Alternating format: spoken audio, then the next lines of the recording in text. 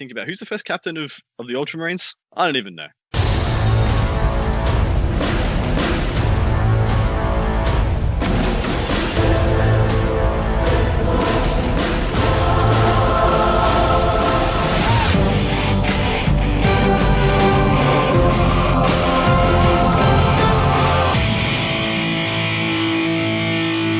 This is Forge the Narrative.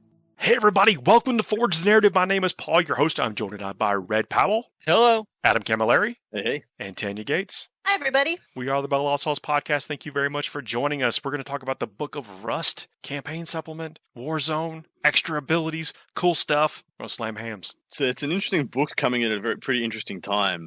I'm assuming this isn't when G-Dub intended for it to come out. Well, you think it'd be paced after some other releases or something?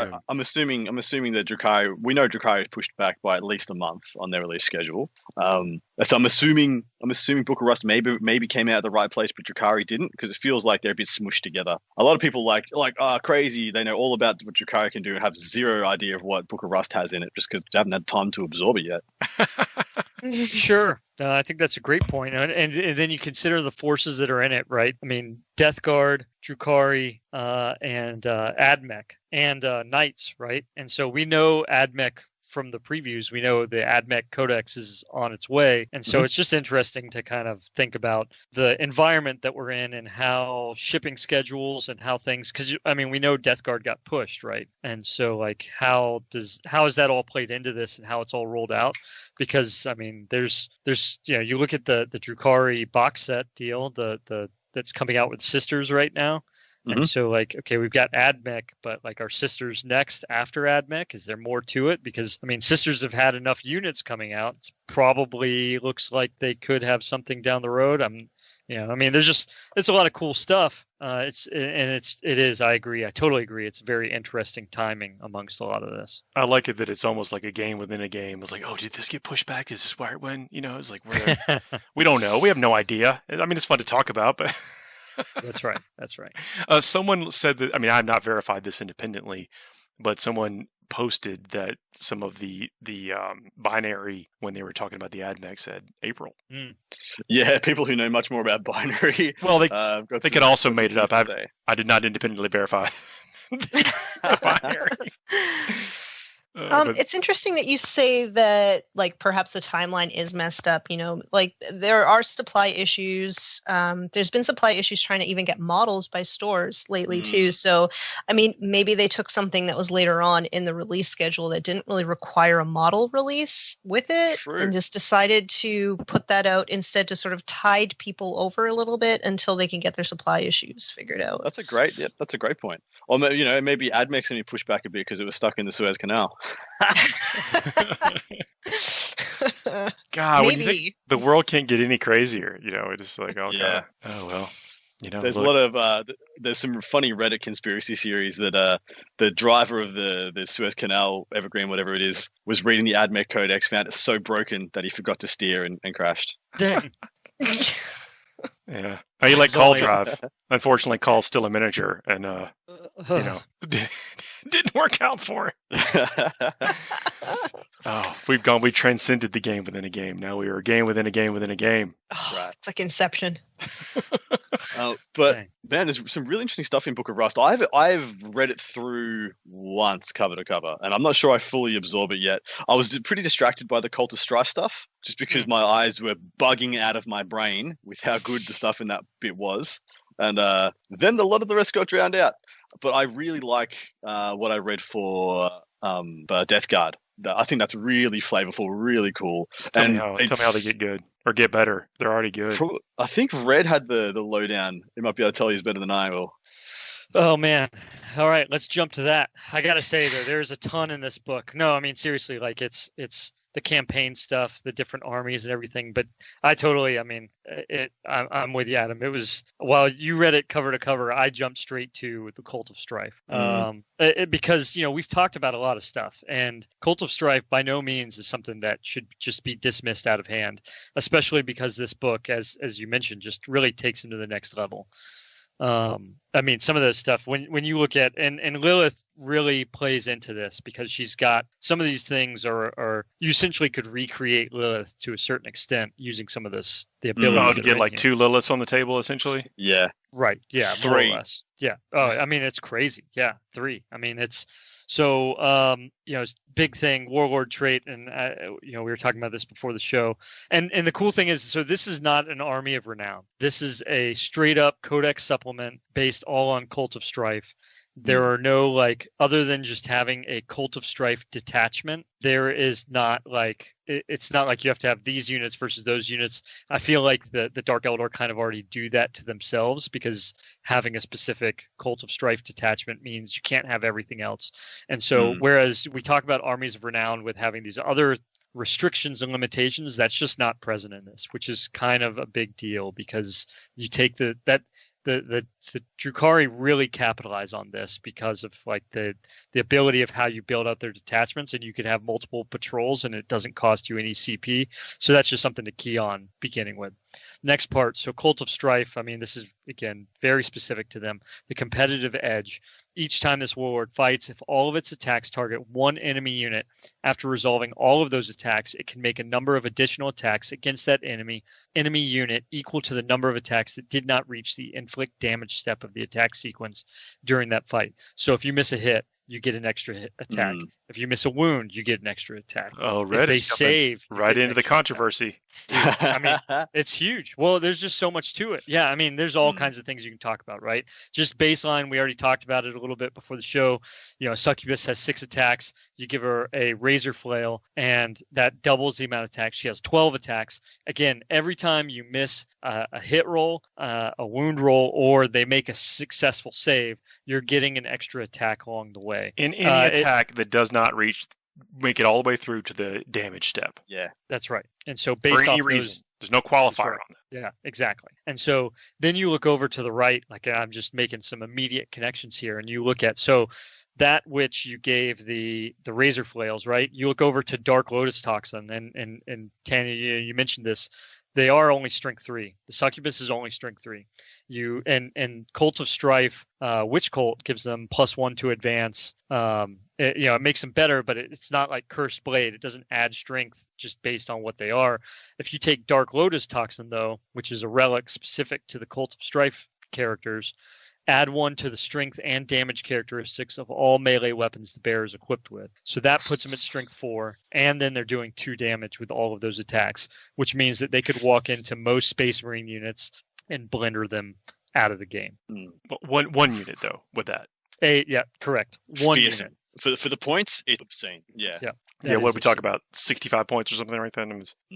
If you go as far as to make them a master succubus, go up by 15, so 80 points. I think the razor flail puts her at 85.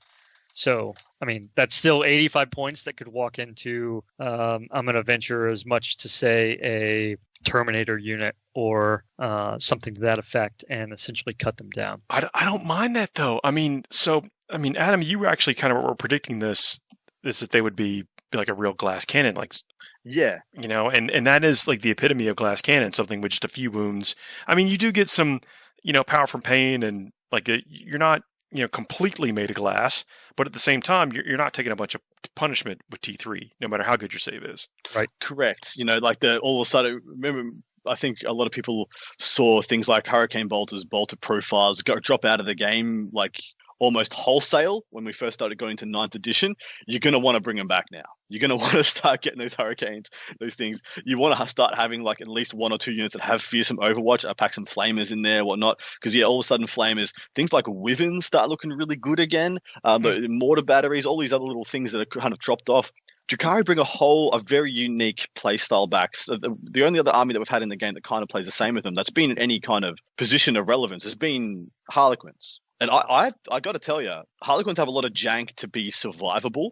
the -6-inch range and -1 to wounds and all these they things. can also get way out of dodge. I mean, they could just be everywhere. Yeah, well, Drukhari can do the same thing, but I feel like Drukhari across the board are a lot killier. Like, they're so much killier than Harlequins. Harlequins can spike higher if you're willing to pump all the CP into them and whatnot. But just as a baseline, man, especially cult units, they are very, very impressive with the amount of damage they put out. But yeah, naturally, stiff breeze, a very stern gaze will just knock these guys right on their asses. Or those Dominion squads with all the Stormbolters and stuff. You're like, yeah, come get some of this. That's a very good point.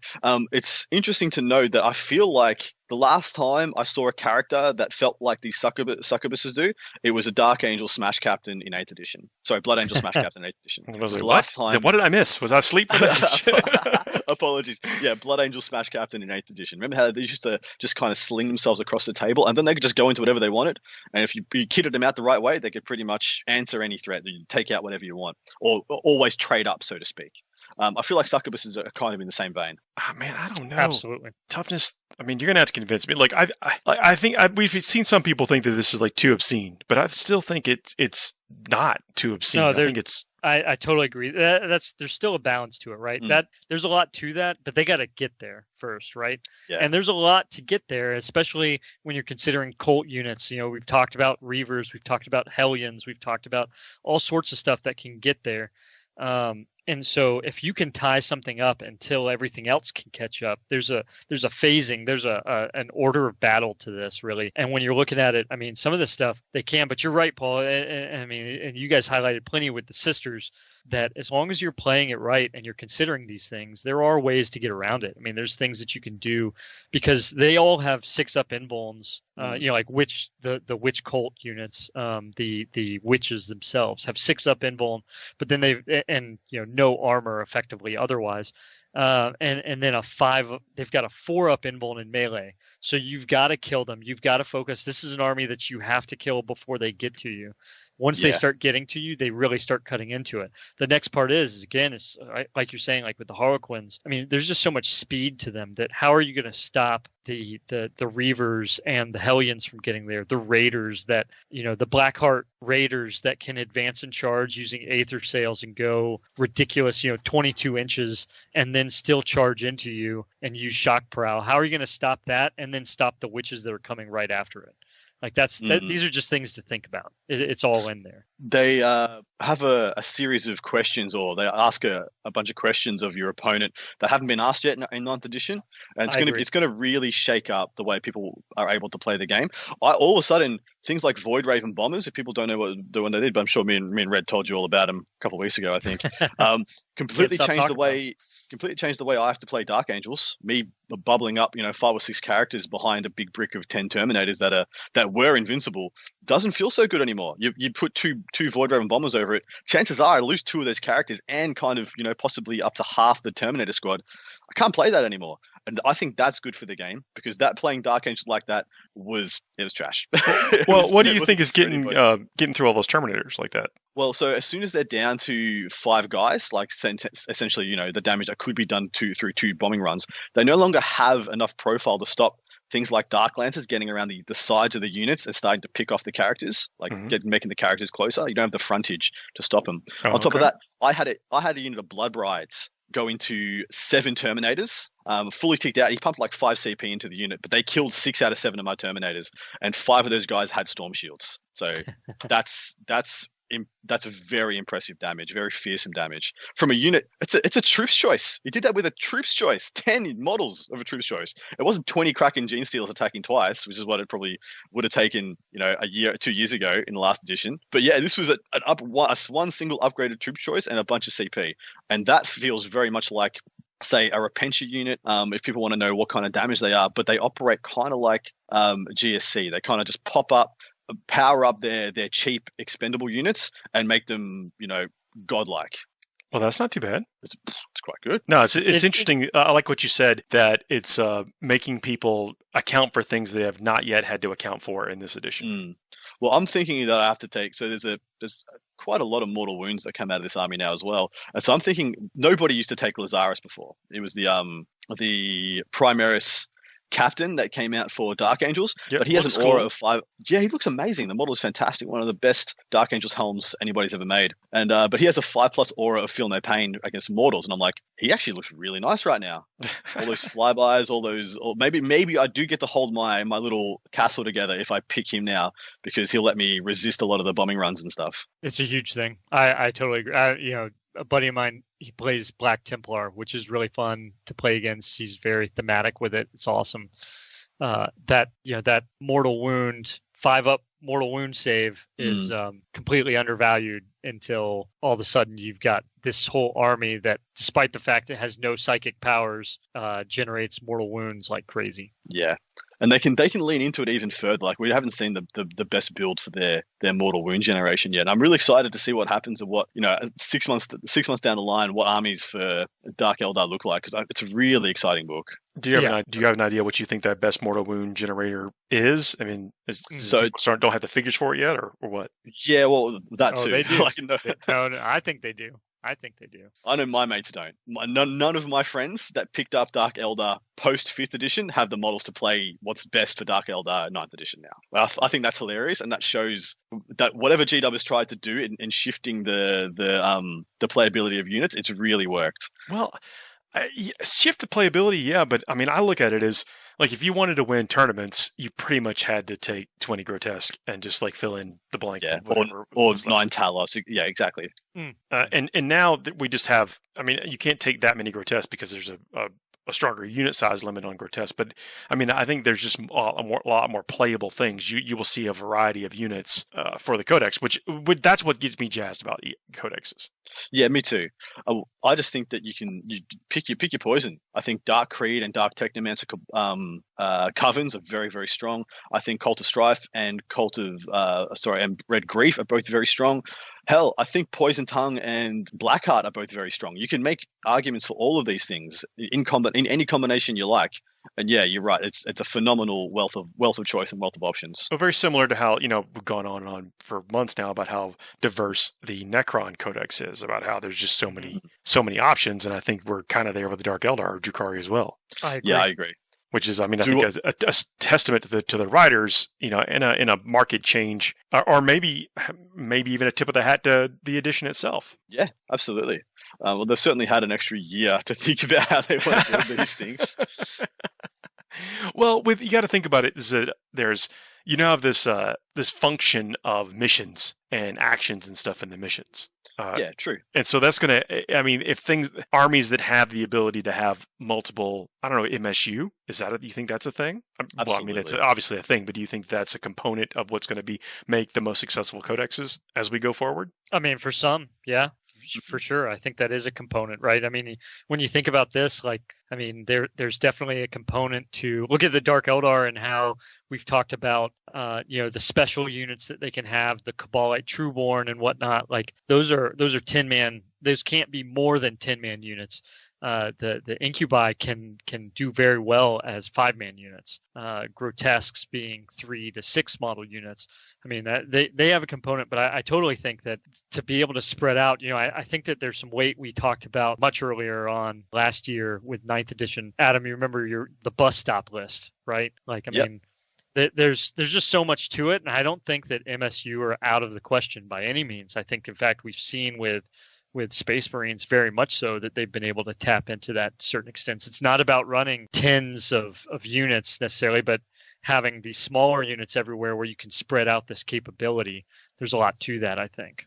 Yeah, I think White Scar's demonstrated that to us the best. They're just having everything's being able to be efficient in the at the right turn of the game in the right hands, and then just being able to have a presence anywhere they need to be. I think it's the combination of speed, durability, and a good points per wound has just meant things are very, very, very, very durable for their cost, and you can exist in so many different places. I think that envelope was pushed even further with things like Necron Warriors. Just seeing what you can. Actually, if you want to look back to why this edition might be cool, it's because everyone has an amazing troops choice that they can make do incredible things. And now that I think about that statement, I'm very happy I said it. let's hope that holds true for Orc Boys, and let's hope that holds true for Termagants and Hormagaunts and Gene Stealers. And yeah, because right now, so witches are incredible, intercessors or assault intercessors, whichever one, heavy intercessors, pick your poison. And now it's looking like, yeah, there's more than a couple for Dark Elder. Warriors and Immortals are both incredible for different reasons. For Necrons, yeah, there's hell, Poxbringers, Plague Marines, very, very, very strong. Well, the element of stratagems you can put, I didn't think about this until you just said it either, is like one of my critiques from editions past was that it was always very difficult to make any type of comp system, like army composition system, because 80 points or 100 points of Eldar Guardians was never equal to 100 points of Space Marines. Space Marines, exactly right. Or whatever. Troops were not balanced in any way, shape, or form for many editions. Yeah, and I suppose that's what's made a good 8th edition army. If you had a very good troops choice, if you had a troops choice that you could make, be greater than the sum of just existing on an objective, all of a sudden you could technically make a tournament army essentially. Yeah, fair enough. But I think with the way the stratagems are, the way the mission objectives and stuff work in this current edition, there are different mechanics of how they can push the value of a troops choice that go just beyond its base profile and its point cost. Yeah, that's very, very, very true. So keep it up, GW, if you're listening. Because it helps, right? I mean, because we like to see. I mean, I think we've read this in several written interviews from some of the designers, but one of the concerns is, what does an army look like on the table? Is it indicative of what you would normally feel? Is that what we want to see out of a codex? Like, what represents what we think the lore of the army represents? Well, yeah, I've been saying this for a long time. I hated 6th and 7th edition because no army looked like an army, except for a battle company, which had its own issues. But no army on the table looked like an army. It was like, okay, here's my. Well, firstly, allies was horrific. Here's my Taudar goodness. Here's my Grey Knights and Necrons. Here's my Grey Knights and Necrons. Here's my Helldrakes and Necrons. Here's my Flying Turkeys and Croissant build, which was the 9 flyers, 6 Helldrakes and 3 croissants. I remembered that Grey Knights and Necrons were a thing, and I was like, wait, did that really happen? Yeah, man. And it did. And it was Shout out to the people who actually painted 6 Helldrakes, because all that trim. Oh my gosh. It's hard to hate. It's hard to hate that. If you see it, you see it on the table, looking like it's themed, hard to hate that. Yeah. Do we want to talk about a bit of Death Guard from Book of Rust? Yeah, we can. We can take a break actually, and then come back and talk about Death Guard. Let's do that. I know it's a little bit earlier than we normally do, but we'll make it up on the back end. We won't. See you all in a minute. FTN is brought to you by Discount Games Inc. Please visit them at www.discountgamesinc.com. And don't forget to ask Jay about ways to save even more on your hobby projects. We are back. Still got everybody here. Thanks for joining us. Check out our sponsors. Continue to do that, please. They keep the show, running smooth. We're very happy to have them. Red, I promised we would let your inner campaign nerd out. Man, I got to get it. I got to. Especially, I mean, this is actually, it's not just a supplement book. It's not just here's extra rules for everybody to play with and make every army that is better, and while other armies don't get it. I won't be bitter about that to certain extents at all. But what if your armies got it? It sure did, I tell you what, and I'm really happy with that. But I feel like Necrons came out. Anyways, all right. So I gotta say, again, like I'm gonna hit it again, man. The White Dwarfs have had some amazing material in them, and this book it's really. I was looking back at the different White Dwarfs I have all the way since 9th edition dropped, and when the Necrons they did an awesome one that came out, and then they started doing these flashpoints, and I really feel like it was building up to the release of this book, and that's where we go back to the conversation about the timing and everything, because it's been really interesting, the different rules that they've added in, the different environments and mission sets and everything, and so it was really cool that this is just adding right on top of it with these campaigns. And so the campaigns, they do a great job. They lay out just how to set up alliances where there's like the defenders in this case are the Imperium, the invaders are Chaos. This is not the Imperium going in and trying to, resurge across the other side of the warp tear or anything like that. No, this is like the defenders, specifically the Adeptus Mechanicus, are being hit by the invaders, which are Chaos, and more specifically are Death Guard. And then you have the Raiders, which are essentially anybody not Chaos or Imperium. And obviously, as we've already highlighted, Raiders is really highlighted in regards of the Dark Eldar. And so they talk about, allies of convenience and campaign phases and length, all very cool stuff. But I got to say, like the Wasteland stuff, so they even phase it out, which I really think, I appreciate kind of like the timeline setup. And some people I've even talked to, like with events that people are talking about of doing, because there are narrative, most of these big events out there, Nova, LVO, so on. There's narrative events going on, right? And so, like, how do you phase those out? How do you phase them in? Like, how does the time work? And so, in this case, this book has 3 phases, and each phase is like a different environment, and different things that happen, like a rad zone. Each time an attack targets an enemy unit, unless all models in that unit are wholly within an area terrain feature, subtract 1 from the toughness characteristic of models in that unit for that attack. Like, that's a huge deal, right? Like, and it's just fun because all this different stuff that you can put into it. Long March, which is supposed to be like you've evacuated, you're on the move, and the warriors have been pushed to the brink. In this case, in this entire battlefield, units cannot advance. Each time a charge roll is made for a unit, if you roll a double, that charge automatically fails. Models cannot use any rules that ignore wounds. Like, think of how that applies across. That hurts everybody, right? Like, nobody's getting away from that. And it's just cool because it's when you consider, like Napoleon's march into Russia kind of deal, and how it's then translated into these futuristic war games and whatnot, like a long march concept like that just completely debilitates your army. None of these generals played Risk as a kid. Yeah, Russia's tough, man.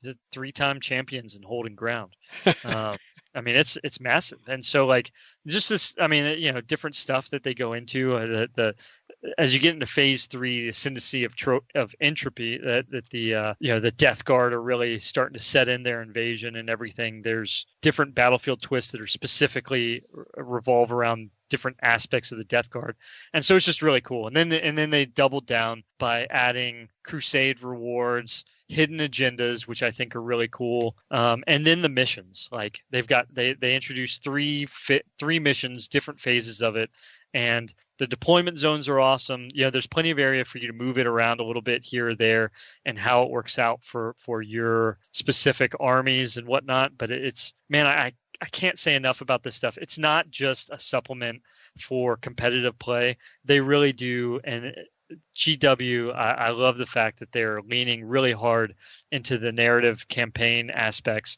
It's not just this tack-on deal. Some of it you could really play into for any of you that are looking at starting up or getting into Crusade and narrative aspects, that you can enhance the battlefield aspect of it. And it's some of the stuff like that you just recognize the narrative of it, where your army is at, where the opponent's army is at, and how they can turn the tide.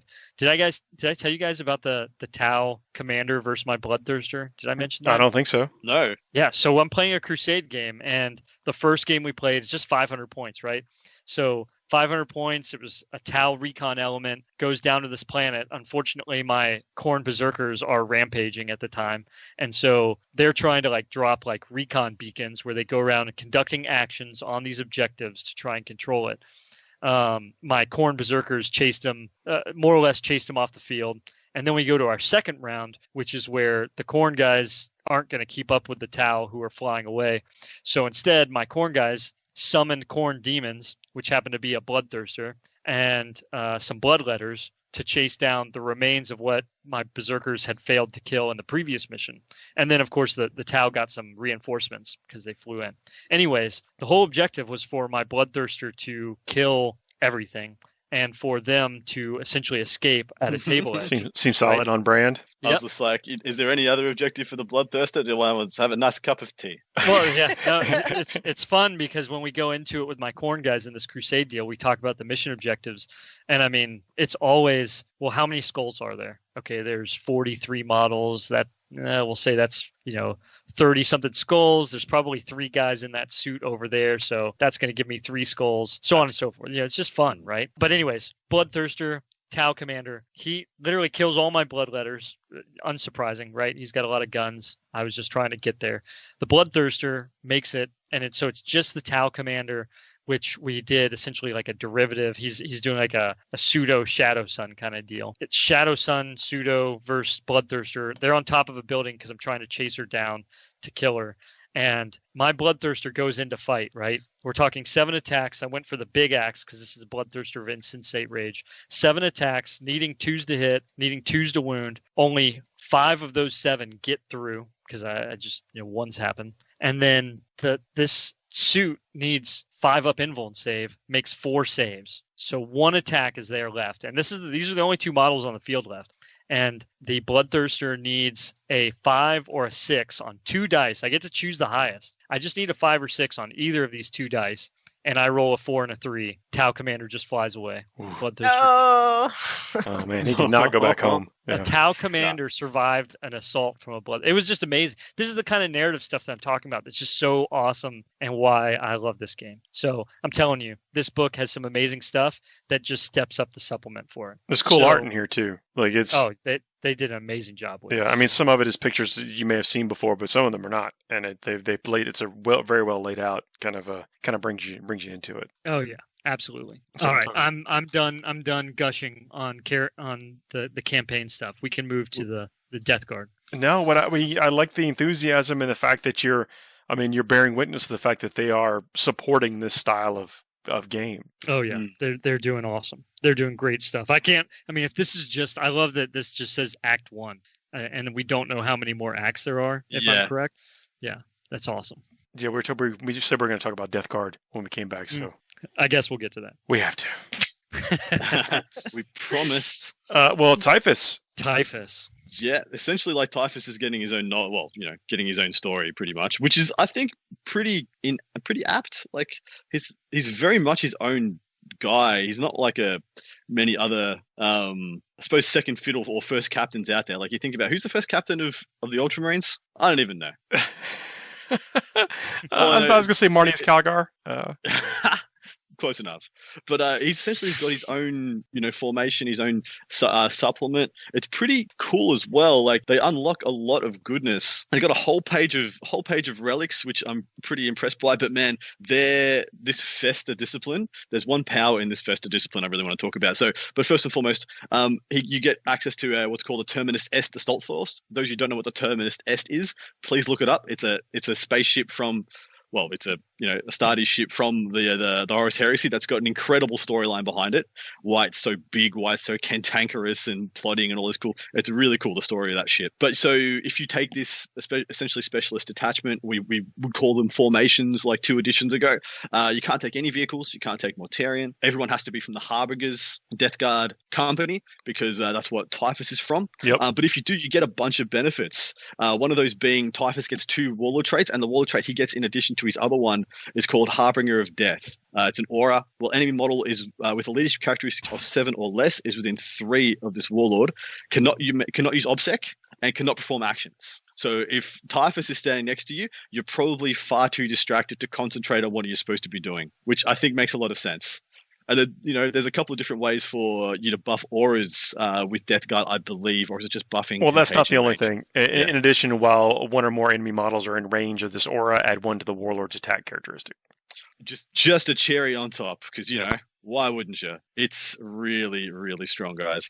And I'm of the opinion that Typhus hasn't been getting enough respect since the Death Guard book came out. I think he's one of the best things in there, and that is saying quite a bit. He is essentially a Lord of Contagion and a Malignant Plaguecaster in one, but kind of better than either. And so I just think he's phenomenally powerful. One of the psychic powers, I'm just kind of picking out my little gems that I saw while going through this, but there's a psychic power called Lung Rot, which is currently my favorite. So it's a malediction. Yeah, you're jumping around just a bit, but just a bit. It's okay. Have a more holistic. It's okay. Look, enthusiasm is running high. Red had his bit. You let me have mine. But I'll just tell you about this psychic power, then I'll shut up. It has warp charge value of 7. if manifested one enemy within 18 of the Psyker, that unit cannot advance.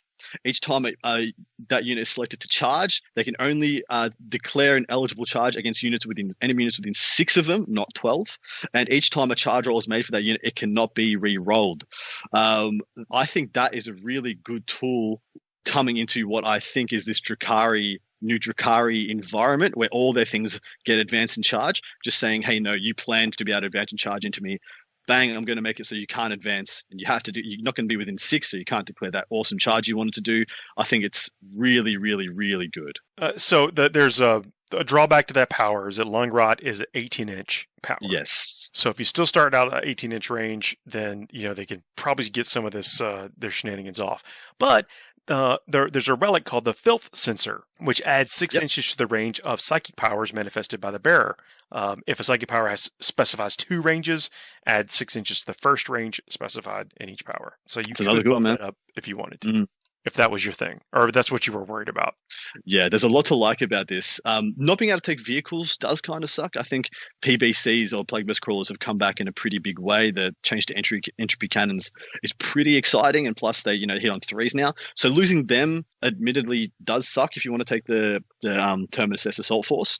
But I think the best things they have going for them in a lot of ways is their Terminators, Poxwalkers, and now I think Plague Marines might be good enough to be the solid, foundation of an army list, which I'm really excited about, because I think Plague Marines have always been one of my favorite models and one of my favorite kind of thematic units. And I'm just stoked that they're going to hopefully be a little more prevalent. So there's a few things. So we'll go down the restrictions and then the benefits. So restrictions is your army cannot include any units with a vehicle keyword. So the ones you just mentioned, but that also means like no rhinos. If that was your jam, it's not certain vehicles, it's no vehicles.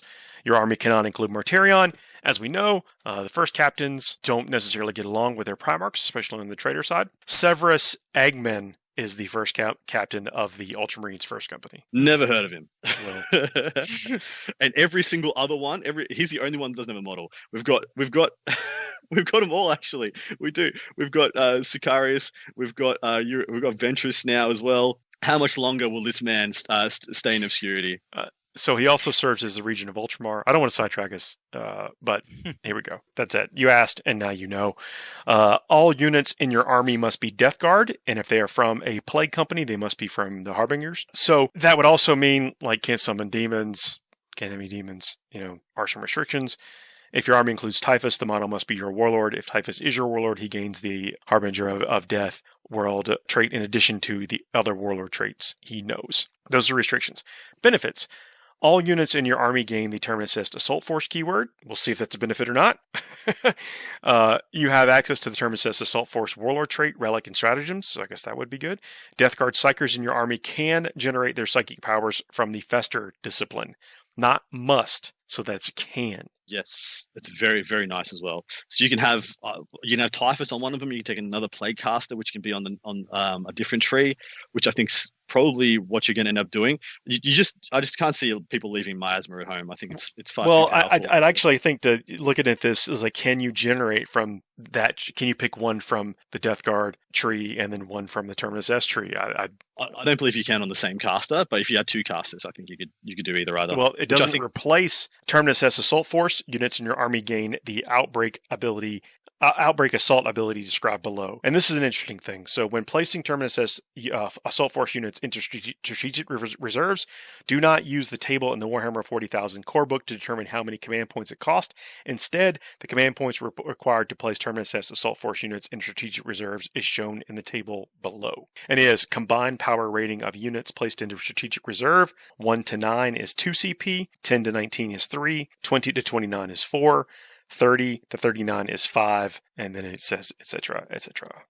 Yeah, and read the little bit under that, because that's not the spicy bit. The spicy bit is the if next a Terminus bit. S Assault Force Bubonic Astartes unit is placed in strategic reserves, then in the reinforcement step of one of your movement phases, instead of arriving strategic reserves as described in Warhammer 40,000 core book, you can set up that unit anywhere on the battlefield that is more than 9 inches away from any enemy models. So Terminators already get to deep strike, because that's essentially what it's giving you. It's giving you deep strike, but that means every single Plague Marine unit you take gets deep strike, which means you don't need the Rhinos as much, which you can't take take anymore. And I think that becomes a very freeing element to why I think this is pretty powerful. So you're thinking don't need rhinos, nobody cares. Well, you don't need him. You don't need him as much. They will still be nice to have a couple, but the fact is you can still get around. You're still quite mobile without. Yeah, I dig it. And then you get some different stratagems or some additional stratagems. Yeah. So if your army is tournament-assessed assault force, you have access to these stratagems and can spend CP to use them. Any of those jumped out at you, Red? If you've had a look. Yeah, so I mean, I really like that the direction that they've gone with it, as far as like you're saying that it's just not another thing out of the Death Guard book. It is different enough that kind of like I'd say as far as the Cult of Strife, as we discussed, there's limitations to it, and so I think it's a good thing that you can't have some of that stuff. Would it be nice to have vehicles? For sure. Would it be nice to tag in some of these other aspects? I think it'd be great. I do go to as far as some of the relics. I think can really, when you consider how much of this are because initially you're taking typhus, right? I mean, you have to. And so then what else? Well, you don't have to, actually. You can take other stuff, but he essentially has to be the warlord. But so how many other psychers are you thinking you'd bring, right? And I can't say that I'm a huge Death Guard player, that I leave that department more to my brother Chris. But he's been looking at this, and I think the psychers between that and then you take like the filth sensor. Did you see that one? Yeah, that's the add 6 to the range. Yeah, add 6 to the range. Like some of those, so you're talking about the Fester Discipline, and then you take something, so you mentioned Longrot and extend that to 24 inches, right? So you're trying to stop a unit, you're trying to stop it charging. You'd want to be able to push that out as far as you possibly could. And so to take something like that to 24 inches, I really think that that's where you get a lot more of this. And a lot of those powers, you look at, the Noxus Discharge, 12 inches, extending that to 18 inches, being able to reach out into a bubble, because, so Noxus Discharge is you manifest it, that you choose the unit, suffers a mortal wound, then all units within 3 inches of that unit suffer 1 mortal wound. And so if you're just trying to pick something apart as you're going through it, or it's that one unit that's just sitting there with that 1 wound left, and it's connected to something else, you can use this, and being able to reach out 18 inches is just that much further. So there is something I mentioned that, be able to cross disciplines when you're choosing powers. You cannot do that. It actually says in the description here is that before the battle, if every unit in your army has a tournament-assessed assault force keyword, you can generate the psychic powers from any Death Guard psyker units from your army from the Fester discipline using the table below instead of from the Contagion discipline from Codex Death Guard. And it goes on to specifically say it includes typhus in that. Yeah, that's true. Yeah. So again, like I just think being able to extend, and that's something like off to the side, right? Like that's when you're looking for utility, which is something a lot of these psychers are bringing to the table for this force specifically. I think that that's something worth considering. Well, Pernicious Dose is what I think is going to be strong. So it's a blessing, has a warp charge value of 7. If manifests, it's like one friendly unit within 6 inches of the psyker until the start of your next psychic phase. Each time a model of that unit makes an attack with a plague weapon, you can re-roll the hit roll. Right. It's huge, right? I mean, especially if you're extending that range out, you're picking a unit that there might not be someone who can give them re-rolls nearby, and just stepping up that much of it. I mean, that can be a big deal. Well, think about it, talking about how many psychers do you take? Do you have to take typhus? I think you do. I mean, you probably want to take typhus theme-wise, and he looks cool. He does all sorts of stuff, right? I mean, and Adam, you mentioned that typhus is not getting a lot of love in current builds for Death Guard, but I think there's a couple of reasons for that. Number one, Death Guard are kind of limited in what they can choose for their lords of the Death Guard type thing. And Martarion exists. And any day of the week, I'm taking Martarion instead of Typhus for what you want him to do. But one of the things he does is reroll hit rolls, for things around him. And now you can kind of fake it with this power here from the Fester Discipline. Mm-hmm. Absolutely. And so Demon Princes and Typhus is probably what I can see you being, taking this from here. I did not see any restrictions on being able to take Demon Princes. Yeah, fair. That's actually right. Well, and I think so. That was one. I don't know if sorry if I missed it, but the Raiment of Atrophy for the relics, putting that on a Demon Prince. It's not necessarily the best, but it's. I mean, looking at it, extending the contagion range of the models of Contagion of Nurgle abilities treating it as 1 round higher. So when that starts to get to that 9-inch range, right? Because that's the furthest I believe it goes. Correct me if I'm wrong. I'm sorry, but the contagions, it continues to expand. I believe it's like 3 inches in turn 1, and then it just gets it goes up to and turn further. 4 where you're at super plague range. Right. And so in turn 3, it's at super plague range now. And so again, like I think that there's a lot of stacking aspects to this that can really offset some of the things. I think it's just a great add-on to an already great codex. Like we were talking about with Cult of Strife. It's a good way of saying it. Yeah, you mentioned you're talking about the Terminus Est. Is that's the flagship of the Death Guard. Man, reading through it, and even they do a great job again laying out some of the stuff in the fluff in this book and talking about the Terminus Est. They allude to the fact that like the Terminus Est was even like pre-heresy. Like it's a ship that there's more to it, right? Like it's not just this, and so it kind of leans into the fact, so like we've talked about with all the first captains of the traitor legions and how it was Typhus who brought Mortarion to Nurgle, right? Yeah. It was Erebus and Corferon brought Lorgar to Chaos, more or less. It's all these things that tied in. And the Terminus Est has some really nasty background to it, that it's not just a ship that Typhus made. Like the ship itself has its own bad juju to it. And so it's really awesome to see it. It's a great story. It is. It's one of the awesome things about the books is that they make the ships just as much as a character as some of the talking characters. Yeah. Well, you think about it, we've got the Rock, we've got the Phalanx, got the Vengeful Spirit. All these things have like as much of a lineage as the legions and the chapters they ferry. Mm-hmm. Yeah, so there's we're talking about the drop. So there's a stratagem called the Pestilence drop, Pescentennial drop, Pestilential. Better than I would. Pestilential, that's what it is. Yeah, I will butcher it. You get it, Paul. Use this stratagem in the reinforcement step of your movement phases when one of your Terminus Est assault force units from your army on the battlefield using the Outbreak Assault or Teleport Strike ability. Select one Contagion of Nurgle ability that the unit has.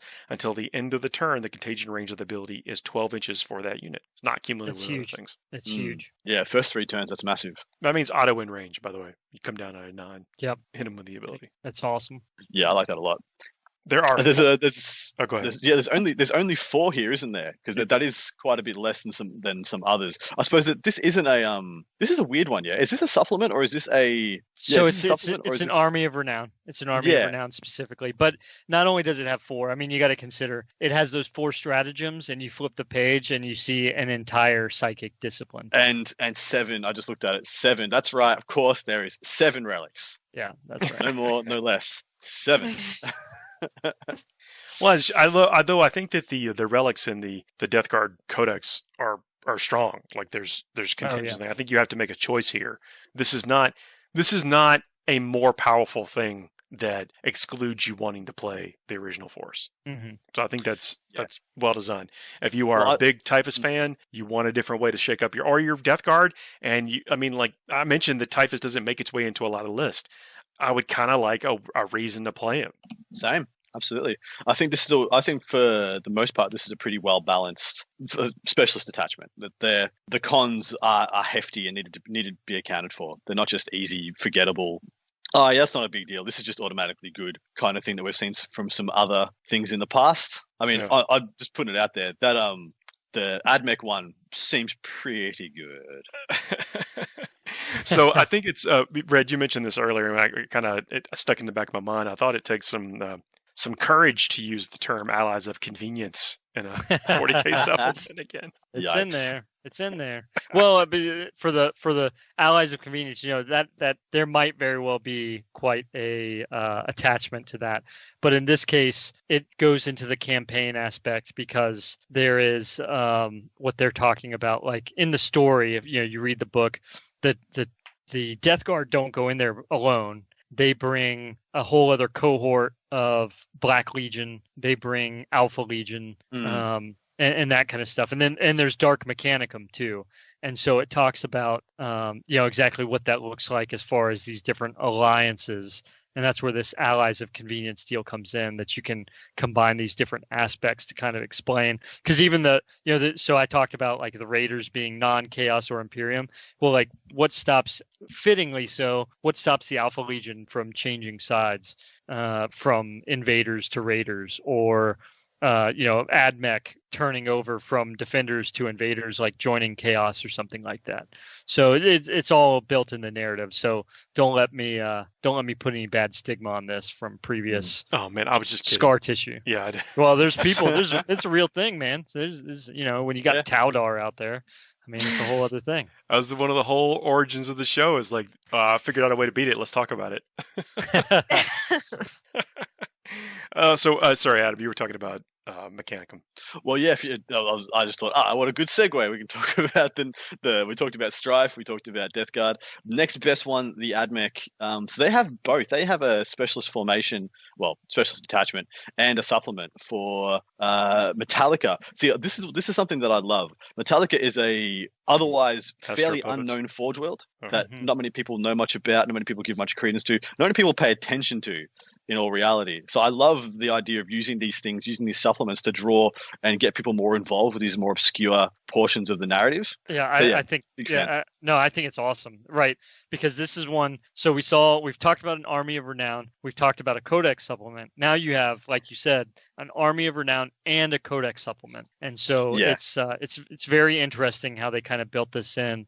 And because the Codex supplement is not limited by any means in the same way that the Army of Renown is, with its specific build out. And so it's very interesting how you could have these different aspects. And honestly, looking at the Metallica stuff, you can see where this material is pushing you in a certain play style to a certain extent that I'm not sure everybody has necessarily been on board with AdMech. Well, I don't know if we've actually said what an Army of Renown is. We mentioned a couple times as a thing, but what is the difference between the Army of Renown and just some rules? No, that's a great point. So Army of Renown, and just reading right through it, is so it's a variant army list for a particular faction themed around a particular disposition of forces.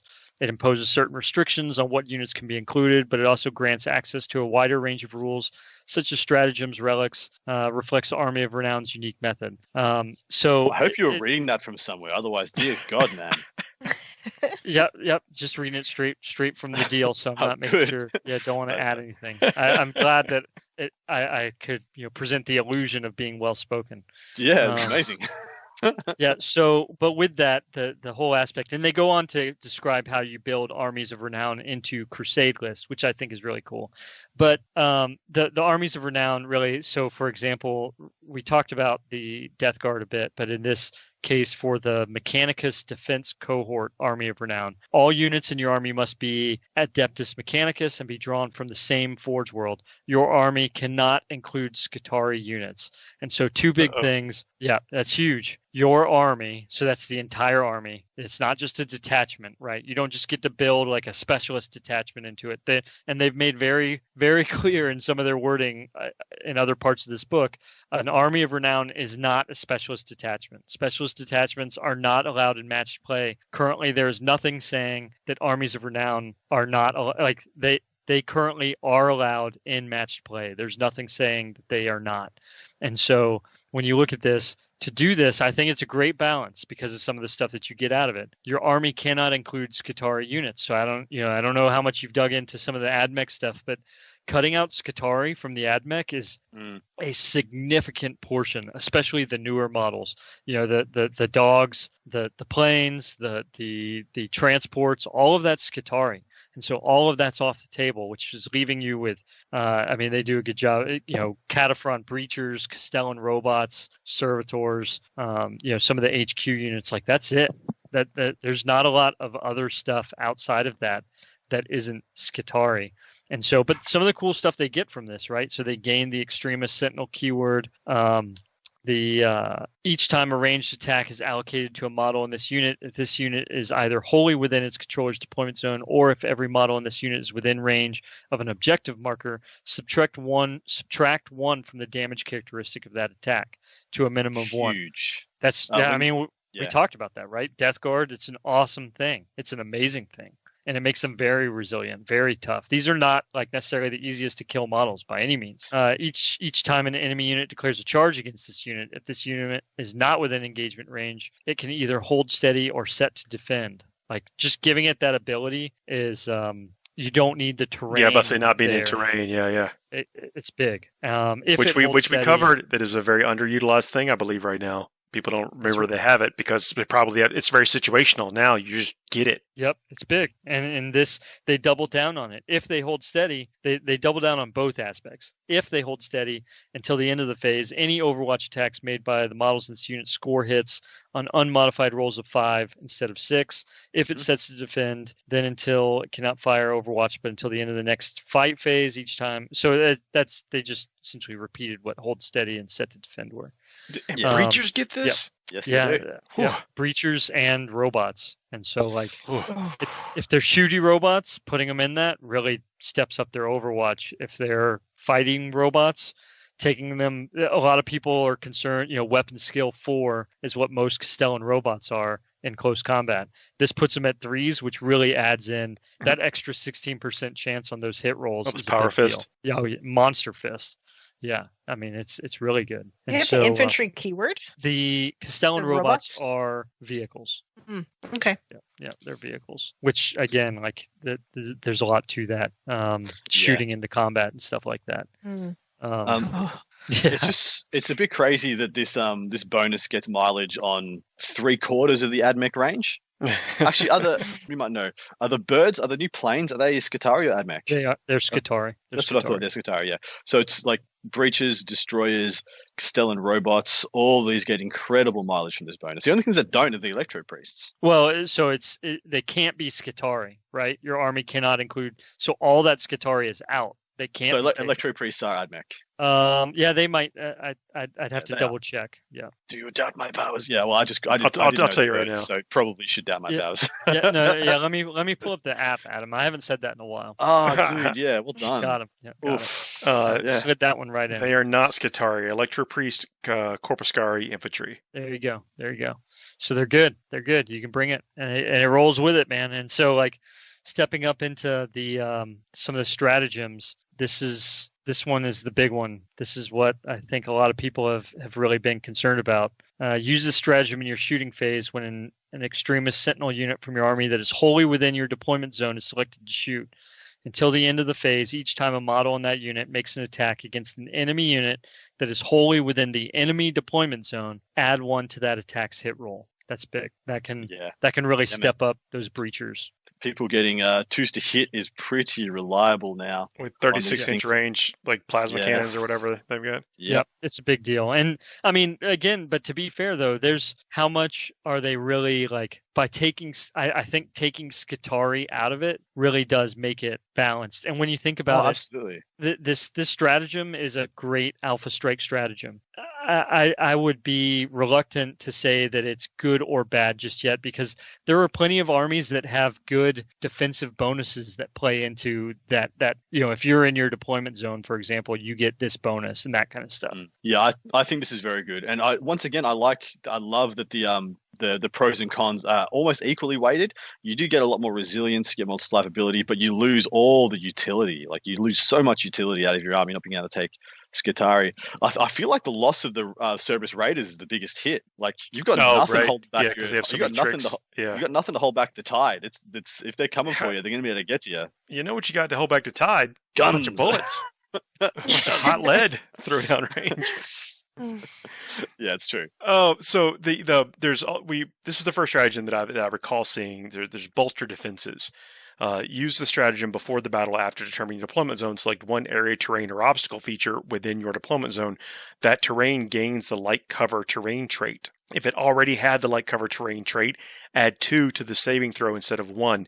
And vulnerable saving throws are not affected. You can only use this stratagem once. I think that's awesome. Yeah, I think it's good as well. I think it's very good.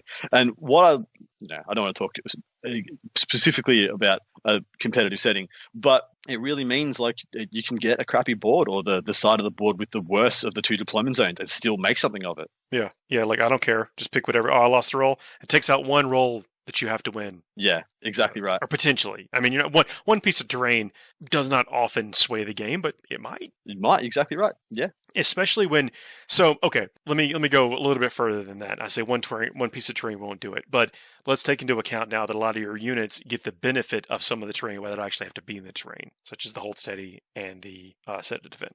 Right. That's true. And then the one good piece of terrain that you have in your deployment zone, you then buff up and then squish your stuff in there. Well, and then so like the next part, I mean, looking at the stratagem right next to it, you take those shooty robots who just overwatched on 5s and 6s because of that ability, and then you use Citation of Ruin, which essentially allows it steps up Big Guns Never Tire and removes the -1 penalty to shooting into engagement range with their guns, which is a huge deal. Oh, those robots with the I mean, I like the shooty. What is it, Castellan still? Mm-hmm. Well, this is what steps them up, puts them in a fight. They're a ton of points. Yeah, to my mind, they're only getting better in 9th edition. The fact they can shoot into combat now, the fact that they can do things like set to defend, they get -1 damage. They've always been quite resilient, but they've always just been really expensive. But now it just seems like there might be at that tipping point where you see them everywhere. I mean, so in 2,000-point games, I still think you're still okay taking a unit of 6. Well, the amount of work that they can put in can clear out so much. Yeah. Well, 6 wounds apiece, toughness 7, decent save. I mean, take 2 units of 3, right? Spread them out a little bit, put them on either side of your deployment zone. You like to live dangerously. I mean, there's a lot to it. I mean, even Citation of Ruin, it costs 2 CP to do, but it's 3 CP if you have 4 or more models. Like almost like they were expecting you to say you want 4 or more models in that. But unit. if you have, yeah, you're probably right. You're probably right. I'm just hedging the bets a little bit. I'm sure there's plenty of stacking synergistic effects that you need to. It's probably better off having the 1 unit and the balance it gets. But because again, by splitting them in 2, look at how much Overwatch you're losing, right? Because only 1 unit's going to get to Overwatch. So there's definitely that to think about. That's a good point. Do the what are the walkers? Are they Skitarii? They're Skitarii. Yeah. Are the Doom Crawlers? The Dragoons and the Ballistari? They're both. They do have Skitarii, but are the Onaga Doom Crawlers? Hold on. Stand by as my app flips through the the Doom Crawlers. Are Skitarii, yes. Damn. I'm telling you, there's a ton of Skitarii stuff that gets cut out by that, which again, an excellent balance. Absolutely. I can't imagine that what are the boats? They're transports. Yeah, the transports, I'm pretty confident the transports are. They have Skitarii crew, but do they count as Skitarii? You gotta go to Psychic Awakening for that one, huh?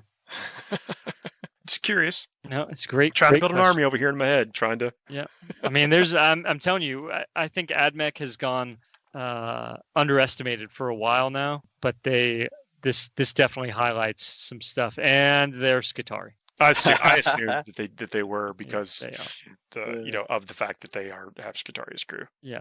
Skitarii. Yeah. Sicarii and Ruststalkers also Skitarii. Mm-hmm. Yep. Yeah, you're right. That does cut out a chunk, but whatever. Gonna gun bzz, bzz, robots say burr.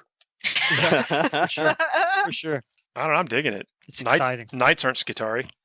They sure aren't. I'll tell you that. And they got some cool stuff too. I mean, I feel like they kind of snuck this whole free blade army of renown, the free blade lance. I feel like they just kind of slipped that one in there. Like you didn't even see it coming. Like who would have guessed that knights were going to get more rules?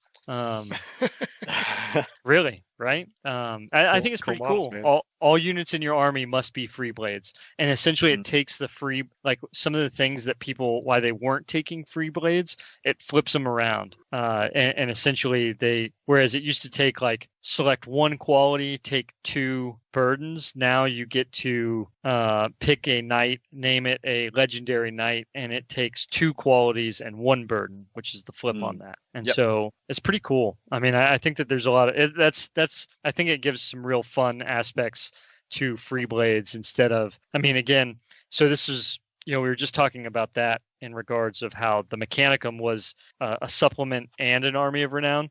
So the Army of Renown here for Knights, a free blade lance. I mean, that's not a house or AdMech based group, right? These are a bunch of like free blades being like mercenaries, almost kind of the different aspects to them.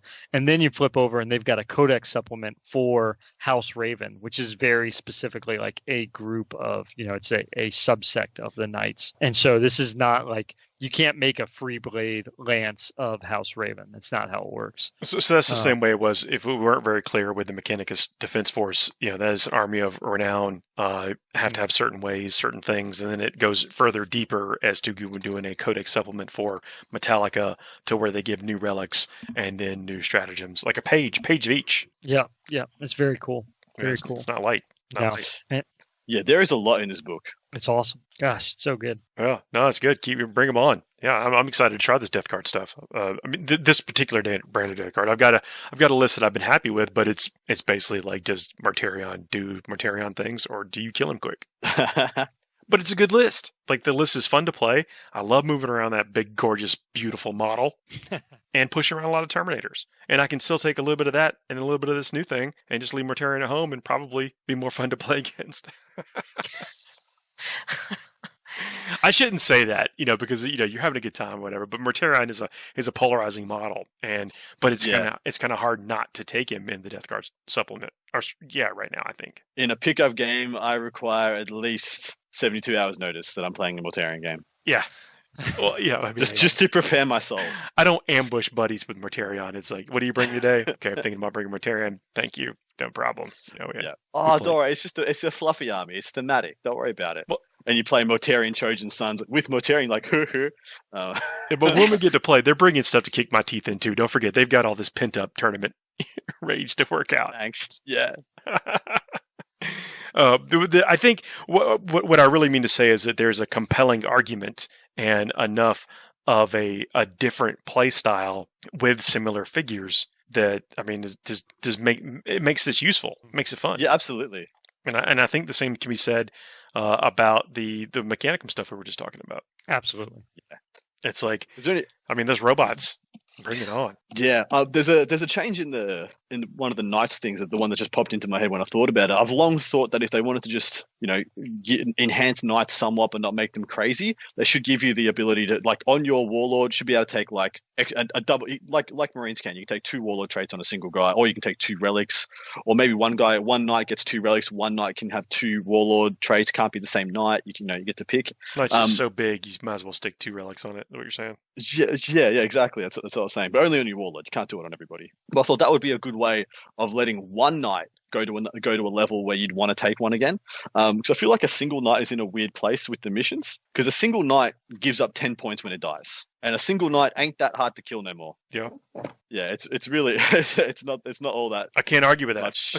Yeah. Yeah, and so it's just a very rough 10 points to be giving up very quickly. Yeah, fair enough. All right, well, guys, we're actually at we've more than made up for the time, I think, from the previous segment. Damn, call me a liar. That's Look, it's hard to stop us talking about 40k. So I knew if I just didn't mention anything, we'd hit it. Yeah, that's actually a very fair bet. Oh, so next week I've been convinced. Next week we're gonna full on bring the hobby segment back, and still working on that video hobby thing that I've been behind the scenes trying to chug on. Hit a sluggish bit with that, some side projects, but gonna reinvigorate all these things and get them going. It's exciting. Yeah, we'll see how it goes. I don't want to overplay it because get stuck again, but more stuff's coming.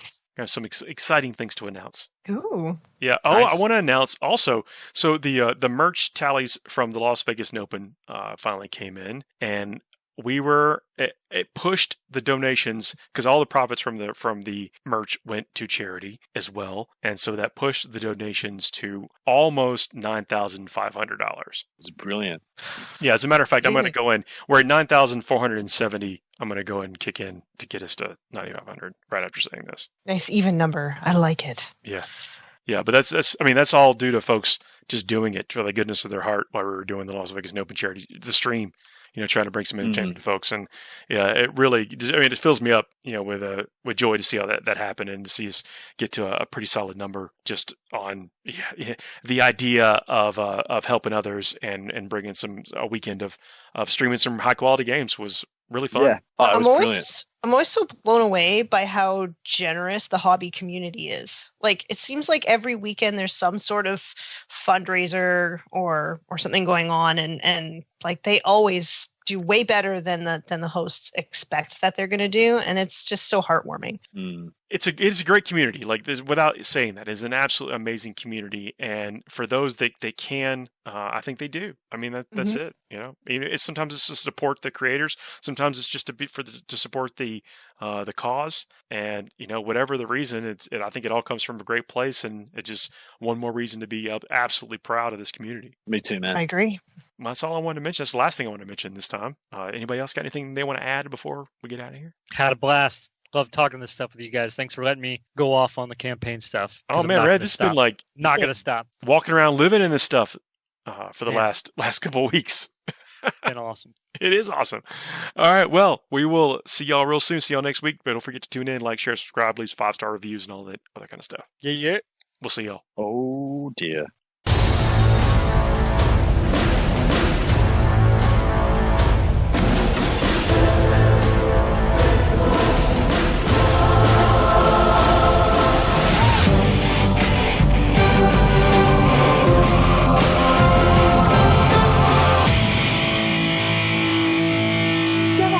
Make my day.